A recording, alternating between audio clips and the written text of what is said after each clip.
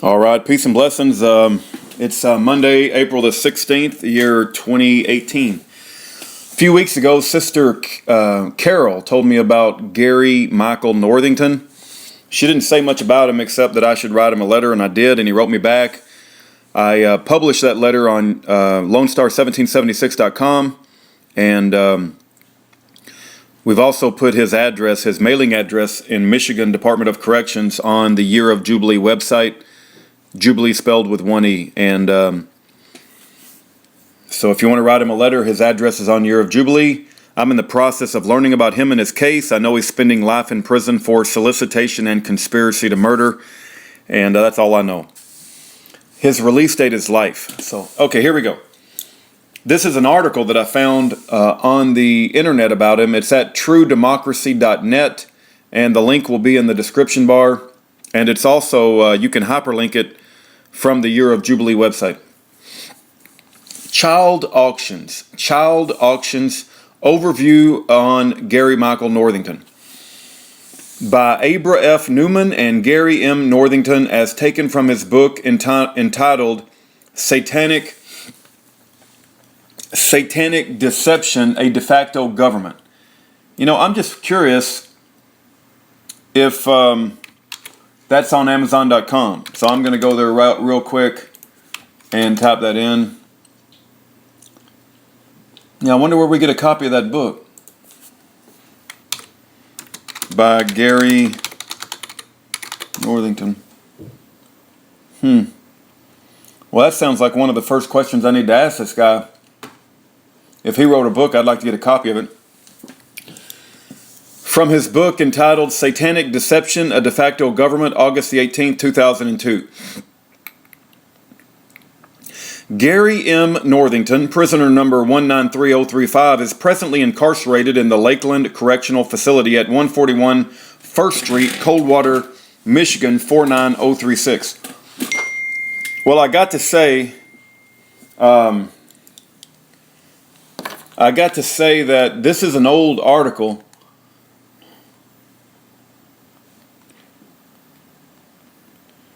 This is an old article, so that address is not correct anymore. It goes on to say, Gary M. Northington, prisoner, he was convicted of conspiracy to commit murder, MCL 750.157B, and solicitation to commit murder, MCL 750.157A, on October the 29th, 1987, in the Monroe County Circuit Court, Monroe, Michigan, with Judge Michael J. Talbot presiding. The person he was accused of trying to murder was his ex-wife, who was found in Florida 6 months after his arrest by a private investigator he hired to find her. He was given 2 non-parolable life sentences. This would not ordinarily be cause for the press to pursue such a story, except that in this case, Northington is innocent, has proof of his innocence, and the Michigan court system has consistently refused to allow him to present that evidence, which was disallowed at trial. The bottom line is that Gary Northington is a political prisoner because of information he acquired while working in Nebraska, which involved child auctions and local businessmen who compromised elected officials on videotape in order to control the federal government. The story starts with Northington's military background in 1968. Northington served 4 years in a classified field up to top secret on the Airborne Launch Control Centers, ALCC, for nuclear missiles. The reconnaissance aircraft which patrolled communist countries. He was discharged honorably from the U.S. Air Force in May of 1972 and began working in Omaha until July 1976 for the International Company, which had numerous government contracts in high-security areas.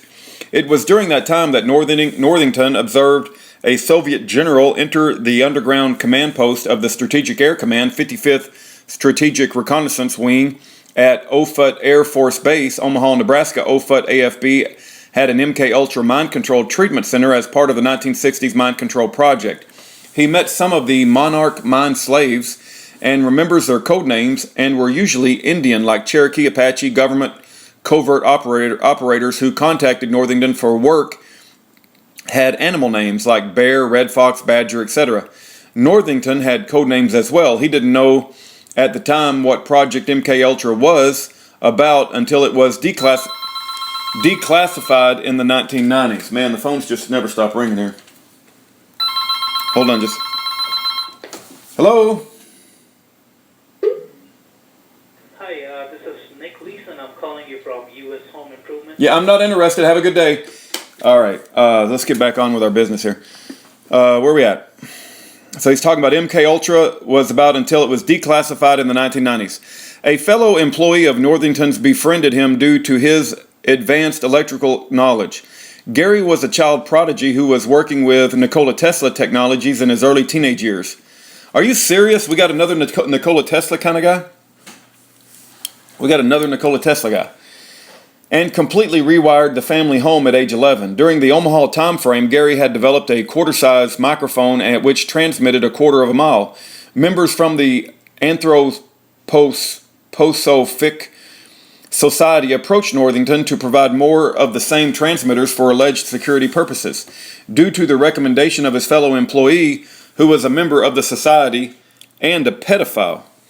You know, I've got to write down JPay phone. I've got to add money to his JPay phone. And something as I was reading there, we got to find his book. Find his book.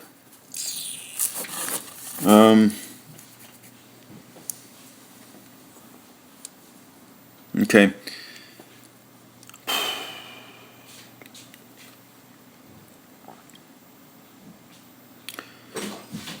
You recording? You can vacuum and I'll just be in the background. No. But I am recording. Right Go. now? Yeah, I've got a long article to read. It'll just be in the background. It's okay. My wife is vacuuming and it's just going to be in the background. It's just the way it is, man. I don't have professional studios and you get what you get. But she's got a vacuum, so go ahead. A fellow employee of Northington's befriended him due to his advanced electrical knowledge. I wrote that already. On March the 10th, 1976, Northington met Larry King, an agent of the Anthroposophic Society at King's Food Host Restaurant. King was a wimpy, acting black man who was present with Rusty Nelson. King and Nelson were interested in the wireless mics and security surveillance with microphones so sensitive they could pick up every sound in a house and both sides of a telephone conversation with automatic level control to attenuate loud sounds. In time, Northington made a few FM wireless bugs for the society, it was explained, and his subcontract work for covert activities was for tracking suspected rogue agents where the government could not go to their regular contractors. Northington's associate, we will call Jay, was excited over an upcoming auction and renting a boy, which he did in February 1976. In order to do so, he had become approved by the society in background check and ancestry check to ensure he was Aryan. He was Lebanese from his father's side, but passed. The credit checks were done by Larry King of the Franklin Savings and Loan, Omaha, Nebraska. It was during that credit investigation that Northington came to meet King and a business relationship developed. Northington was invited to meetings where he witnessed child pornography, photographs, and movies of children in sexually explicit poses and sexual acts with adults. An auction where children aged 7 through 16 were sold to adults they did not know, and children leaving the premises of the society auction with people who bought, leased, or rented them. The auction was patrolled by armed guards. During that meeting, King explained that he had politicians in his pocket. He intended to do so to Washington, D.C. and the White House. Gary was later told that the society intended to compromise the integrity of politicians by getting them involved in illicit sex and drugs so the society could control them. It was Nelson who took the photographs and audio recordings. Auctions of children were held at two places. The primary location was northeast of Lincoln, Nebraska, about 1/2 mile off the east side of Interstate 80. The other location was somewhere south and a little east of Council Bluffs. An alternate site was named when the primary site was not safe to use and for various get-togethers and autumn rituals. One primary auction was canceled because a woman on the 9/11 dispatch board who was wife of one of the society members received a report and dispatched to investigate the auction and tipped off the society. During this one alternate trip to Iowa and Northington, was tired from working a night shift and slept all the way there. Consequently, he is unable to locate the Iowa farm where auctions were held. At a later date, prior to June 1st, 1976, the rescheduled auction was held. They traveled down Highway 73 through 75 through a small, unincorporated farm town that had a name similar to Haslett, H-A-S-L-E-T-T. The only thing there was a farm home, 4 to 5 grain silos, and a bar. They turned toward the west and arrived at the farm for the auction. The farm was said by one member to be about a quarter to half mile from I-80. A girl named Dee came to Northington at the auction, saying she had been picked up by a society member at the age of 13 as a runaway and had been sold at more than one auction. 20 to 30 children were auctioned off between the estimated ages of 7 and 13. They were sold, leased, or rented in terms of months or years and outright purchases according to the auctioneer. During one of the auction ceremonies, someone described to be a Catholic priest nicknamed Black Bart was said to be from Father Flanagan's Boys Town of Omaha. As the evening set in, the mood of the auction changed. It became more sinister, with some adults dressed in red and black devil suits and with horns and a tail. The auctioneer was dressed in a gold-looking suit that resembled something from the Middle Ages or a conquistador suit with long tails in the back. On the stage was a skit of a young boy dressed as a goat on his hands and knees, mimicking two dogs copulating. The adult, dressed in a devil suit, mimicked cutting the boy's throat with a rubber knife and fake blood. Northington interpreted the act as a warning to be quiet. At the end of the three-staged event, Northington felt nothing short of repulsiveness. Northington's work associate rented a 10-year-old handicapped boy for 2 to 3 months beginning about June 1976. Jay later said that he had difficulties with the boy's handicaps when he slept with Jay and his roommate Red between them in their bed. I got to read that again. Hold on. Northington's work associate rented a 10-year-old handicapped boy for 2 to 3 months beginning about June 1976. Jay later said he had difficulties with the boy's handicapped when he slept with Jay and his roommate Red between them in their bed. Jay mentioned feeding the boy penis butter sandwiches, at which Northington attempted not to show repulsion. Northington's conservative Mennonite background taught a watered-down theology that did not prepare him for the evils in the world. To say that he was naive at this point in his life would be an understatement. He had a form of denial that most people have because they simply cannot comprehend evil and spiritual wickedness in high places. Gary admits to being one of the generally dumb public, GDP, who was living a normal life, oblivious to divisive schemes and evil intentions to entrap the ignorant. Northington believes King and Nelson were expendable to the society. They were named in Senator John DeCamp's book, The Franklin Cover-Up, which Gary had not been allowed to read while incarcerated.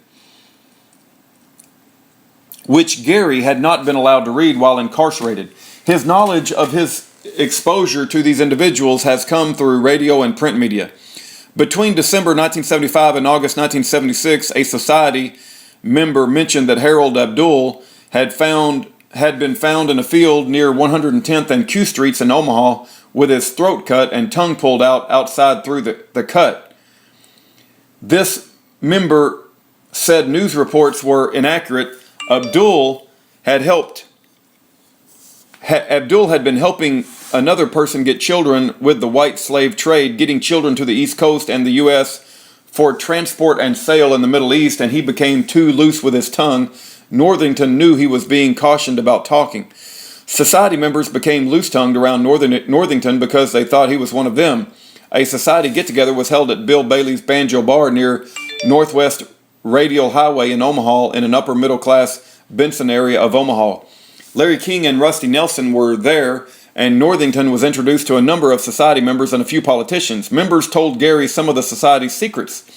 Bailey's Dixieland Air worked to break down the inhibitions of the society's target politicians, and later that evening by getting them involved in illicit sex and drugs.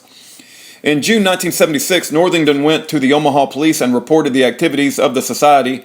They couldn't be bothered. Shortly thereafter, 2 police officers began tailing him, and one attempted to plant illegal drugs on him. Gary first learned from John DeCamp in 2001 that the Omaha chief of police, Bob Watson, was controlled by the society and had an adolescent concubine.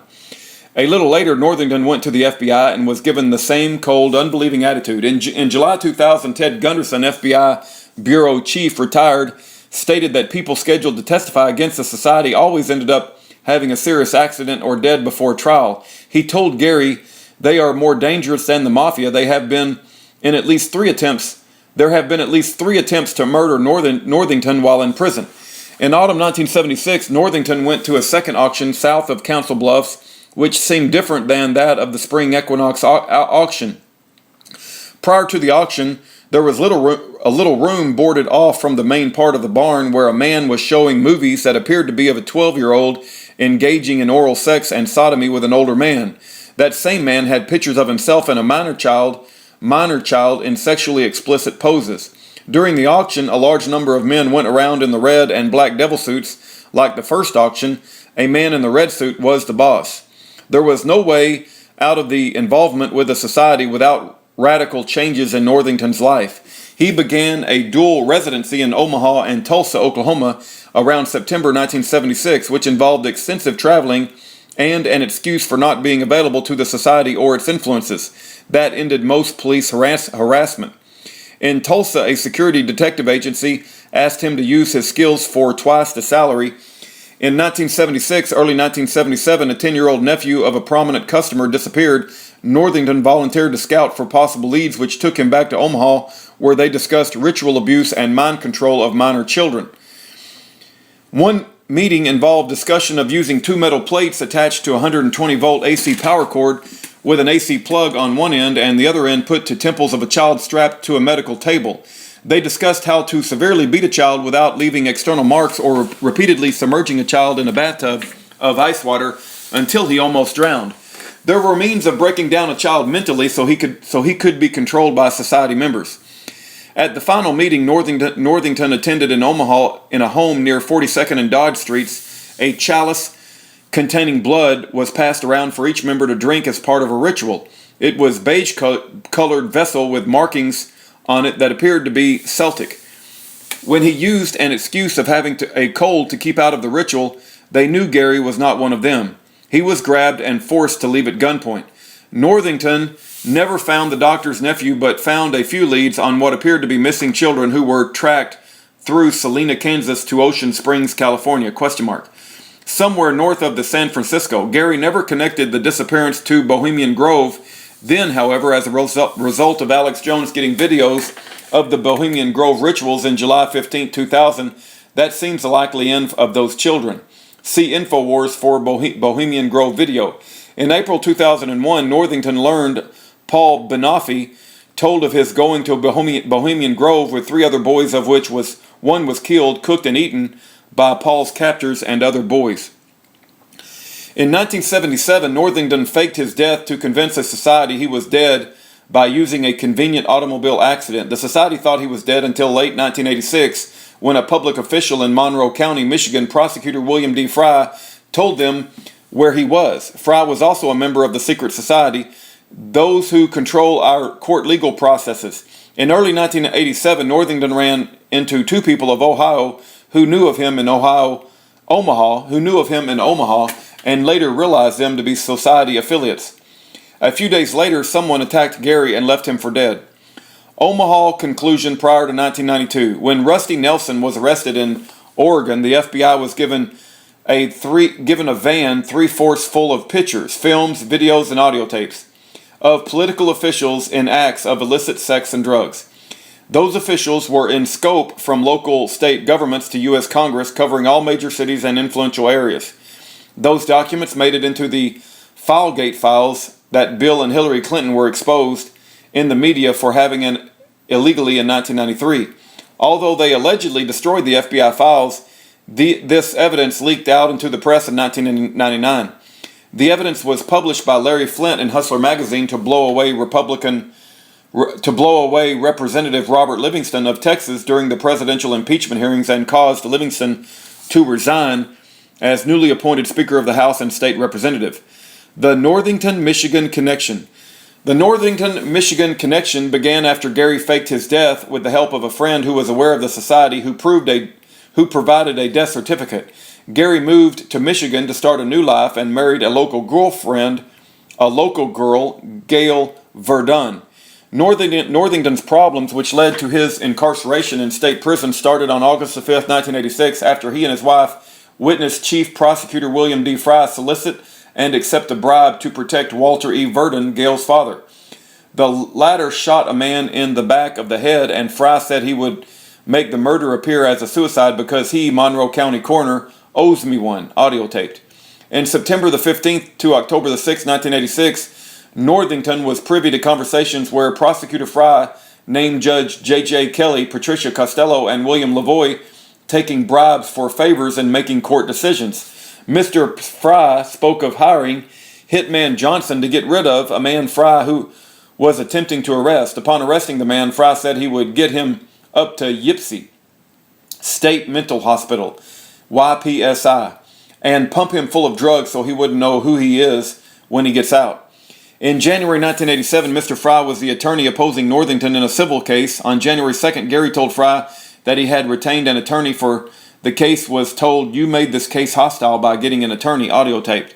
On January 8, 1987, at 6:30 p.m., Gail told Gary she felt threatened by Mr. Fry's conduct toward her. After 11 p.m., someone entered the Northington home while Gary was at his workbench and assaulted him and left him for dead. He was a man who resembled Walter E. Verdun of Erie, Michigan, or Tim Baker of Toledo, Ohio, who was the only witness to testify against Gary at his trial, and a tall, thin man who wore a deputy sheriff uniform. They all mentioned Mr. Fry. On January 10th, Prosecutor Fry and deputies Cal Carey and Thomas Redmond arrested Gary for alleged crimes of January the 8th through 9th, 1987. They denied him sleep in jail for 2 weeks. On August the 3rd, 1987, Fry testified Northington was accused of a crime before the alleged crime existed. Hearing transcript 262, August the 3rd, 1987. In March 1987, Deputy Cal Carey and Prosecutor Frey broke into and stole contents of his home. They made a profit of $50,000 selling the property. Monroe County and the state police refused to file a report. In April and May of 1987, prisoner informants insulted him many times in attempts to elicit incriminating responses because Gary claimed his right to remain silent. They told him what to say according to what Fry and his deputies told them to elicit. In October 1987, Northington was convicted of conspiracy to commit murder on the word of career informant and habitual liar Tim Baker of Toledo. He and deputized Cal Carey and Gerald began testifying Gary said things he did not. The alleged conspiracy was Baker whispering to him in a noisy room with Northington asking, "What did you say? I cannot understand a word you're saying," etc. Audio taped. They were paid by Fry to lie on the witness stand, and Fry refused to provide the audio tape that proved Northington was innocent, probably because it had the bribe conversation on it. Oh my. This is a long article. Physical abuse inflicted by prison officials and informant. In August 1988, one of Fry's informants attempted to stab Gary with a silver knife-shaped object after he sued Fry in Attorney Grievance Commission. Fry was suspended on November the 17th, 1999. A lot of numbers. In March 1989, a police informant earlier put in Northington's cell was found with a bullet in the back of the head. Three more such situations have occurred. On February 16, 1990, when being returned to county court to obtain deposition from Fry, 3 deputies physically assaulted him in Monroe County Jail and attempted to break his neck.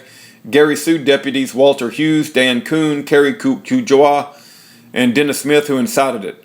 In December 1990, informants told Gary that a member of his family would be murdered if he testified at his retrial. He testified. On January 2nd, 1991, someone tried to shoot his brother. In March 1992, a lieutenant deputy sheriff testified for him before the Attorney Grievance Commission against Prosecutor Fry. Subsequently, the deputy's son was found dead. In August 1992, Fry was a party to a firebombing the courthouse to destroy court records, records of corruption to deter a criminal investigation. On June 24th, 1996, a prisoner involved with an informant, Dennis Pollard, attempted to murder Gary.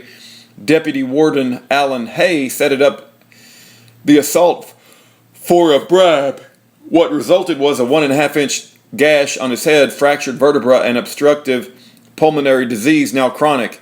He has internal soft tissue damage that led to pinched nerves, back pain, swelling, and pain inside the right chest.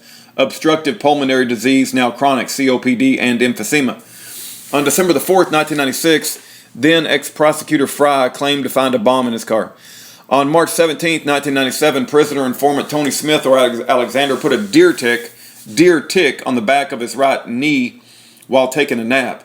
He developed erythema, migraines, rash, severe joint pain, and muscle pain in his right leg and hip, respiratory congestion, circular rash around the tick bite, and a fever of 103.6. Dr. Franklin Messany of Muskegon, Michigan, refused to treat the rash, which spread all over his body by May 1997, started to subside in June 1997, then got worse and continued until September 1997. This aggravated the June 24, 1996 physical injury, which subsided and increased respiratory congestion and restricted the right lung and bronchial tube. The Michigan Department of Corrections refused to treat him to this date.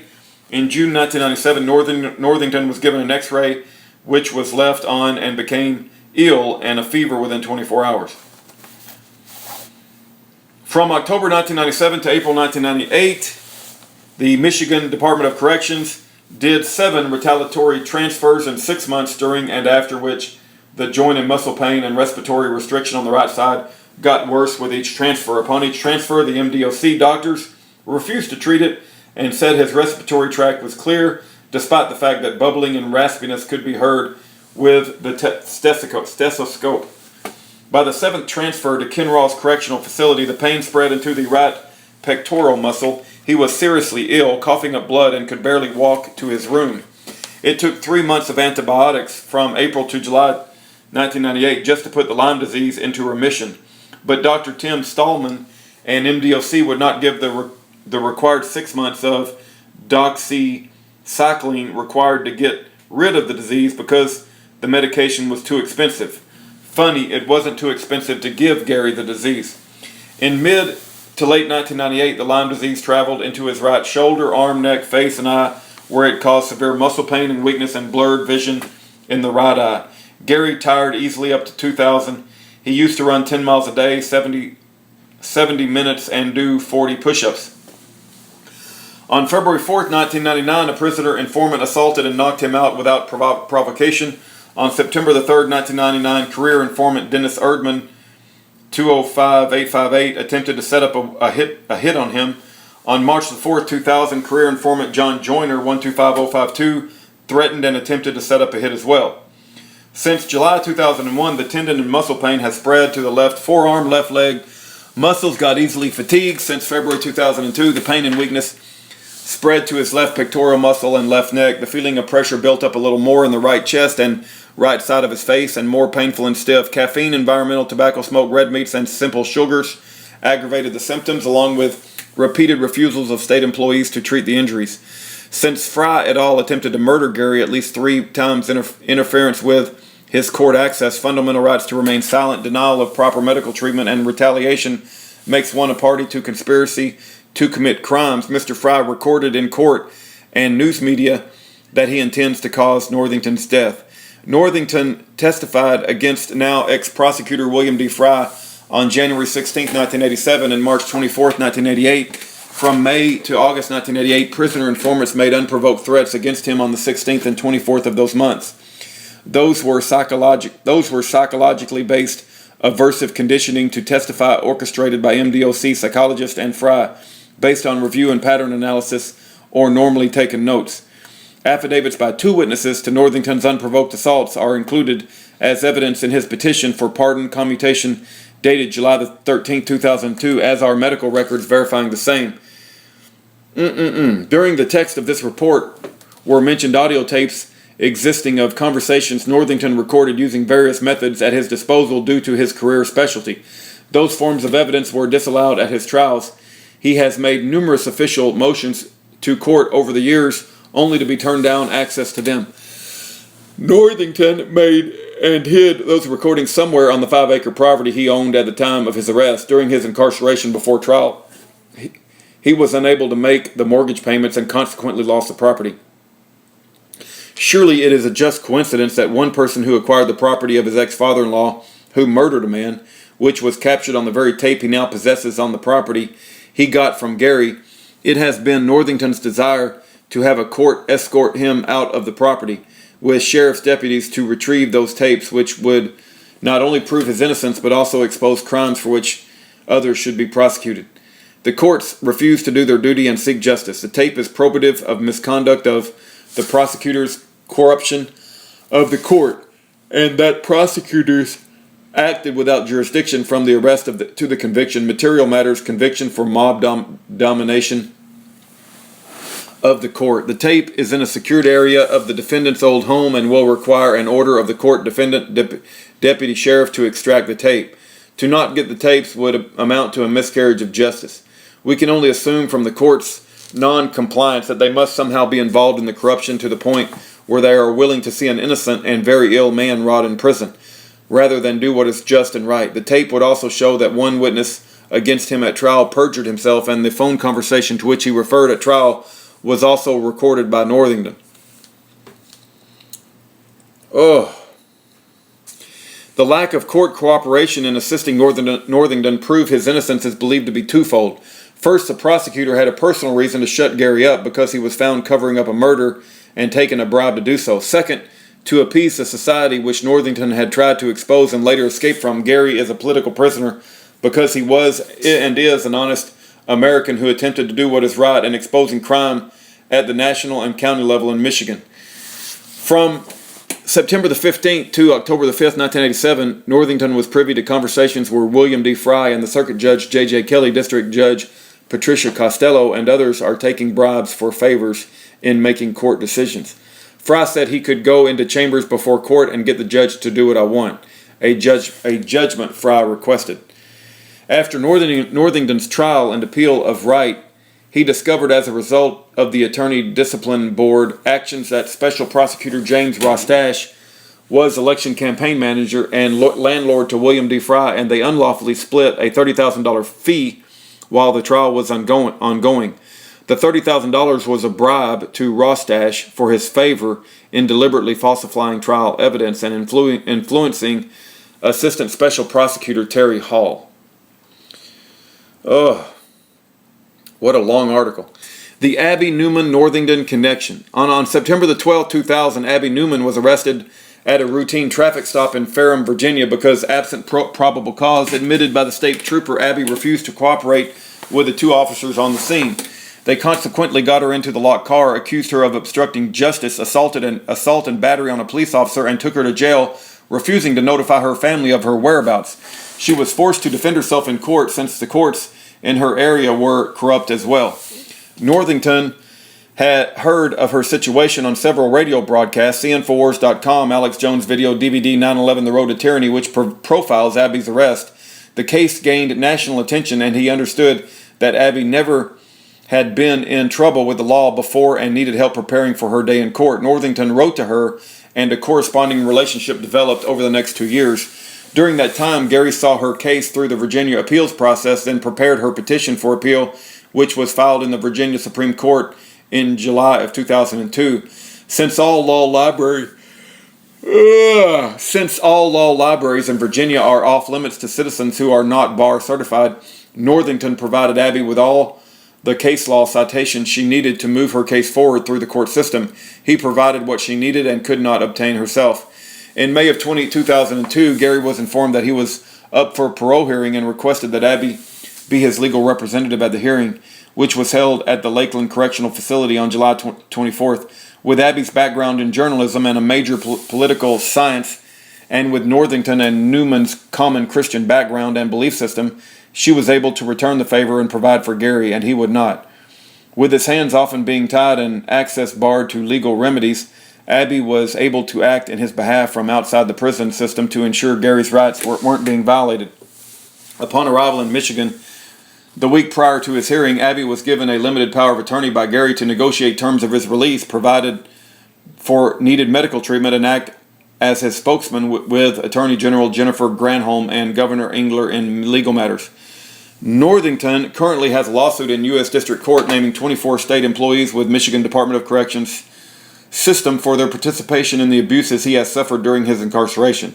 They are as follows: Corby DeForest, Joe Eaton, Frank Elo, Cindy Falkenstein, Alan Hay, Karen Hurd, Sherm Williams, Michigan Department of Corrections, sued in individual and official capacities. Original defendants: Librarian Irvin Bell, Nurse Donna Jean Biro, Connections Medical Services, Correctional Medical Services Nurse Supervisor Jan Epps, Russ B. Evers, Ruth Stephen, George Dr. Claude Hall, Matt Harpst, Officer Evelyn McMillan, Dr. Franklin Masani, Linda Metrish, Dr. Muhammad Mustafa, Nurse Bonnie Peterson, Warden Something Phillips of SMN, Warden Terry Pitcher, Dr. Timothy Stickalman, Warden Dennis Straub, unknown state police, unknown transfer coordinator Melody Wallace, sued in individual and official capacities.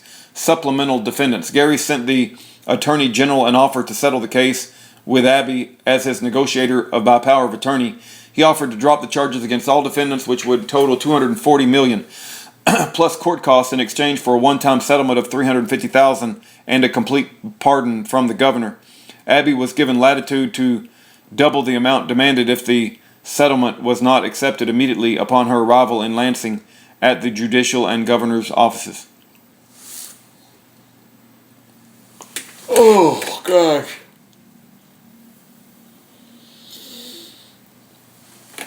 Oh, sorry, it's a really long article. At the AG's office, Newman was informed that she could not enter the building or speak to the secretary on the phone because the Pinkerton security staff was told she was a Michigan security risk. Considering she came from Virginia, that was quite a surprise. The security level was raised in all government buildings from 2 to 4 just because Newman was present at one of them. At the governor's building, the same situation occurred. Newman was not allowed into the building to deliver the Northington settlement offer, so Abby left duplicate documents with both building staff guards, with a written notation that the original offer of $350,000 was withdrawn, and she upped the demand to $700,000, giving them until July the 24th, the date of the parole hearing, to accept the offer. When Newman visited the Northington at the prison later that afternoon, word had already reached Gary through the grapevine of what had transpired on her trip to Lansing. They were not pleased that this political prisoner had help on the outside. A corrupt system only thrives when it is allowed to operate unseen. July the 24th arrived with Gary and Abby present at his parole hearing, being told that he would hear from the board whether he had been approved or not within 30 days. The answer is yet pending. During her stay in Michigan, Abby was in contact with a reporter with ABC News in Detroit who was interested in Northington's story. The two were to remain in touch after she returned to Virginia on July the 25th. When on a layover in West Virginia, the reporter contacted Abby to say she feared for Gary's safety in her absence, since her presence in Michigan made some prison officials angry at having the corruption exposed. So on that same day, on July the 25th, interview with the Genesis Communication Network, on the Intel report, Abby informed Michigan officials that she would be returning, with no intention of leaving until Mr. Northington had seen justice. She did return 2 days later and is still there working on the case with the help of some local friends also interested in the Northington release. Attorney General Granholm, who recently received the Democratic Party nomination for governor, drafted up a letter to Northington stating that MDOC rejected his offer to settle the 24 lawsuits. On August the 11th, Abby talked with Richard Stapleton, the MDOC head of policy and hearing regarding Gary's parole status. He stated that Gary was convicted of first-degree murder and wasn't eligible for parole. Abby informed him that he was in error and he should recheck his records. He would call her back, and he did 2 hours later, reiterating the same misinformation. When asked why they conducted a hearing in the first place if the inmate wasn't entitled to one, he had no answer and asked that she phone Miguel Barrios, who conducted the interview with them. So she did so and got virtually verbatim what Stapleton said, that Gary was convicted of first-degree murder and wasn't entitled to a parole. He further stated that Northington was entitled to either a hearing or to petition for pardon commutation from the governor. The later was done on July the 13th, but at the hearing, Barrios refused to accept the paperwork, stating that Newman would have to mail it to him in Lansing instead. This was done priority mail in the same day with an original and 3 copies. When asked if having the hearing preempted Northington's right to petition the governor, he said he thought so. When asked if Northington wasn't even entitled to a hearing, why would that even be an issue? The petition for a full pardon should go forward anyway, as though there were no hearing at all, as the paperwork was dated on July the 13th, which predated the hearing as well. Barrios had no answer. On August the 14th, Newman phoned the Lakeland staff to inquire how to go about getting alternative medical treatment for Gary, since there is a procedure to do so. The 2 women she talked to were very helpful. It was determined that the alternative treatments were allowed, but that the expenses would be incurred by the inmate. Since Northington is indigent, the charges would have to go on the account and he would be expected to pay at a future date. Newman's question as to whether someone on the outside could pay the expenses was answered in the negative. A local chiropractor has agreed to treat Gary at no expense to him, but x-rays would be needed to examine the extent of his skeletal damage from all the beatings suffered over the years. The correctional facility doesn't have x-ray capability, so Gary would have to be transported to a hospital with 2 armed guards, and that would run about $800. Since paying the fees was out of the question, the local Michigan militia was able to come up with a portable x-ray machine, which will be taken to the facility. Lakeland would provide a room for the doctor to work with Gary, and he will be seen on the site for free. The paperwork needs to be completed. The doctor must write up a medical proposal to submit to the warden, and very soon our political prisoner should be getting some long overdue treatment. It must be stated at this point that Abby has been immensely pleased with the kindness and professional behavior of the staff at the Lakeland Correctional Facility in Coldwater, Michigan. It seems that either they are afraid of getting bad press from Newman's frequent radio interviews, or they are genuinely a nice bunch of people. Regardless, they have been a pleasure to do business with. The scum is definitely at the top, and that is where the Attorney General sits. Don't forget that Miss Granholm presides over the Michigan prison system and the judicial system, and she is vying for the governor's seat this November. Michigan residents might like to ask themselves the question, why would we want a governor woman who would rather risk a $240 million lawsuit than pay a measly $350,000 to an innocent man who promises to drop the lawsuit? Is that wise business practice? Do you want that woman presiding over the state budget? And what about the overall corruption? She is a lawyer and seems to be protecting those within the court system from having to answer to their dirty dealings. Granholm and those of her profession ensure the innocent are convicted so they can become good little whacking hut slaves, making 18 cents per hour to make Hanes underwear. Then they make sure the court are off limits so they have no outlet to exercise their constitutional rights to petition the government for redress of grievances. No system polices itself, so we must do it for them, and that is what Gary Northington and Abby Newman are attempting to do. They are 2 victims of police abuse and court corruption who aren't going to go away quietly into the night and accept corruption as business as usual. As of August the 15th, 2002, the phone started ringing off the hook and various media outlets across the nation. It seems that the story is about to take some serious flight, and we are elated to see this happen. Gary has waited over 15 years. If anyone is interested in helping Abby in this fight, please consider sending a donation to defray some of the cost. Many Michiganders have given Abby and her daughter a place to stay, so they need to pay for their own food, gas, phone calls, copying, and mailing costs. Should anyone care to help support her in her efforts and willingness to be in the government's crosshairs, it would be much appreciated. Send any assistance to, and it gives an address. And then there's sharing by radio talk show host Nancy Koronke's friend, Brenda Pitts Bennett, Texas Advocates, geocities.com, Cop Brutality. An email address is given at the very bottom, bpb123@earthlink.net. Thank you for your time.